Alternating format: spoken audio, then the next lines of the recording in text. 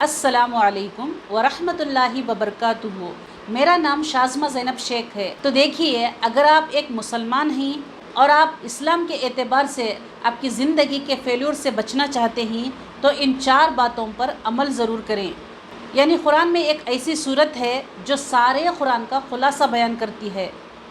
اس صورت میں اللہ تعالیٰ نے مہر لگا دی ہے اس بات کی کہ میرا خدا بتا رہا ہے، مجھے قسم ہے زمانے کی، جس سے مراد اس سورہ کی پہلی آیت میں اللہ تعالیٰ نے زمانے کی قسم کھائی گئی ہے، اس لیے اس کا نام سورہ عصر ہے۔ اس سورہ میں اللہ تعالیٰ فرماتے ہیں سارے دنیا کے لوگ ناکامی کے سمندر میں ڈوب گئے ہیں سوائے ان لوگوں کے جو ان 4 باتوں پر عمل کرنے والے ہوں گے، اور اگر آپ ان 4 باتوں پر عمل کریں گے تو ہی کامیابی ملے گی، ورنہ ناکامی آپ کا مقدر چومے گی۔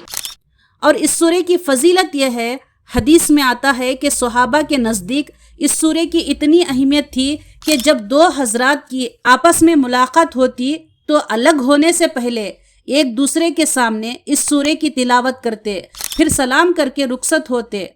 کہا جاتا ہے کہ انسان کو دنیا کی جتنی بھی نعمتیں عطا کی گئی ہیں اس پر غور کیا جائے تو ان میں سب سے بڑی نعمت وقت ہے۔ اسی لیے قرآن مجید میں سب سے زیادہ وقت ہی کی قسم کھائی گئی ہے،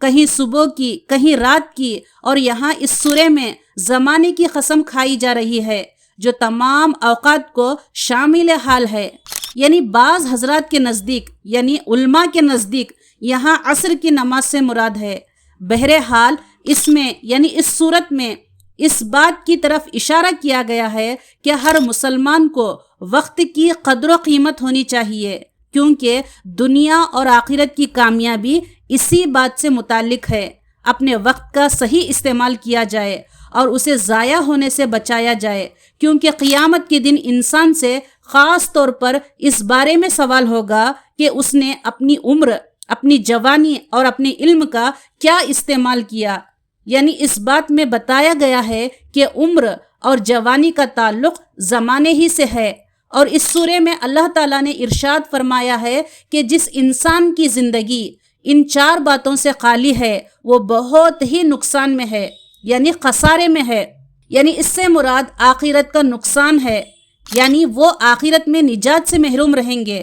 ان میں سب سے پہلی چیز یہ ہے کہ اللہ پر ایمان لانا، یعنی انسان ایمان کے بغیر کتنا بھی اچھا عمل کر لے آخرت میں اس کا کوئی فائدہ نہیں ہے۔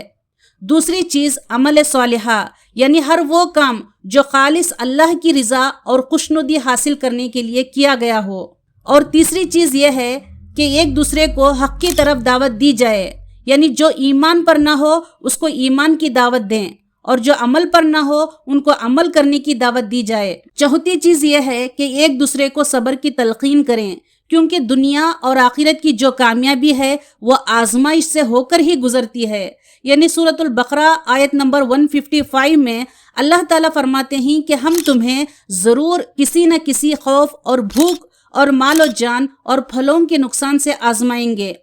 اور اے نبی صلی اللہ علیہ وسلم بشارت دیجئے، یعنی خوشخبری دیجئے ان صبر کرنے والوں کو۔ یعنی اس آیت میں اس بات کی تعلیم ہے کہ اللہ تعالیٰ انسان کو ہر لائن سے آزماتا ہے، اس پر انسان صبر کرنا چاہیے، کیونکہ اللہ تعالیٰ ہمارے ایمان اور یقین کا جائزہ لینے کے لیے ہمیں آزمائش میں مبتلا کرتا ہے۔ یعنی یہ آیت میں اس بات کی تعلیم دی جا رہی ہے کہ جو لوگ اللہ تعالیٰ پر ایمان لاتے ہیں اور آزمائشوں میں صبر کرتے ہیں انہیں اللہ کی رحمتیں اور برکتیں ملتی ہے، یعنی اس شخص کے لیے ہر قدم قدم پر کامیابی اس کا مقدر بن جاتی ہے۔